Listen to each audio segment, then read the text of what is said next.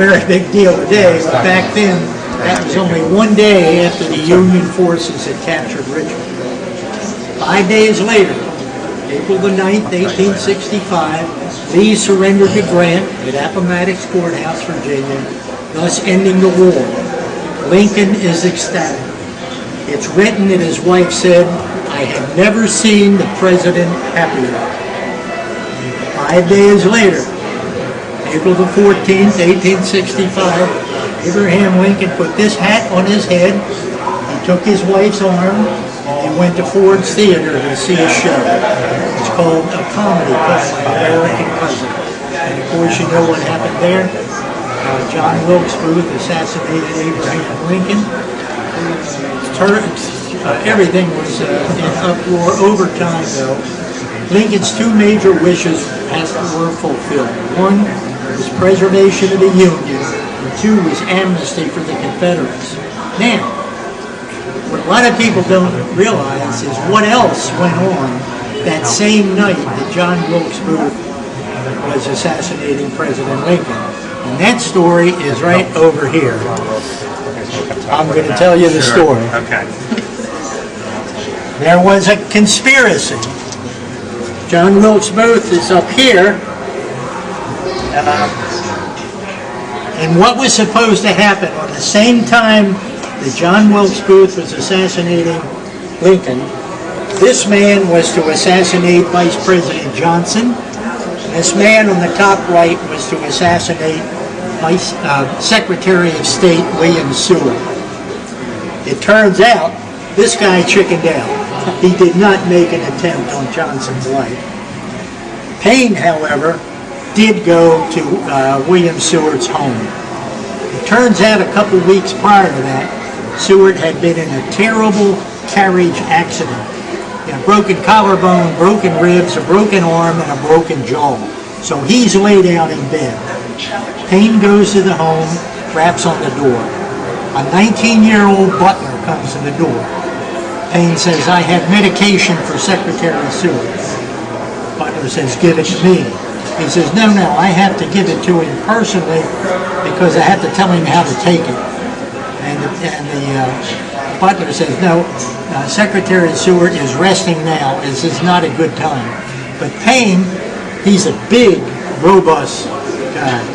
He edges his way into the parlor and works his way to the stairs with the butler saying, no, you're not allowed to see him, you can't do this. And he actually works his way up the stairs. At the top of the stairs is Seward's son, who says, "What's going on?" Payne says, "I have medication." He said, "This is not a good time to give it to the secretary. He's asleep."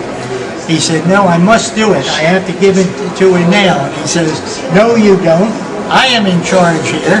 You tell the doctor I'm not going to give him his medication now." Payne reaches in his pocket, pulls out a pistol, and pistol whips multiple times Seward's son. Actually cracked his skull. He did survive, but he goes down. Seward's daughter is in the bedroom. She opens a door, hearing the commotion, sees her brother laying on the floor. She runs to the window and yells, "Help, help." She goes crazy. Payne rushes into the bedroom, goes over, the bedroom's dark.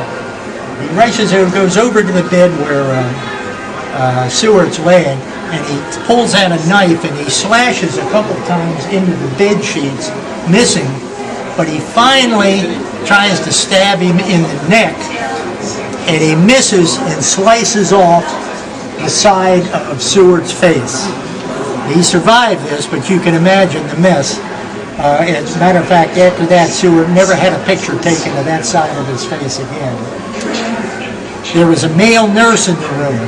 The male nurse jumps on Payne's back, and they wrestle around, and the male nurse gets stabbed multiple times. Coming down the hall is Seward's brother, an army man, who he gets into the lady, and they wrestle around, and he gets sliced from his shoulder to his wrist. And now Payne is completely ballistic. He's out of his mind. He runs, he screams, He runs down the stairs, rushes out yelling, "I am mad, I am mad," jumps on a horse, and apparently slowly goes away. They don't know why he didn't try to make the horse go any faster. But he went down the street and he hid out for 3 days until he was captured. So that's the goriest story I know. Now what happened was, the rest of the conspirators eventually got arrested.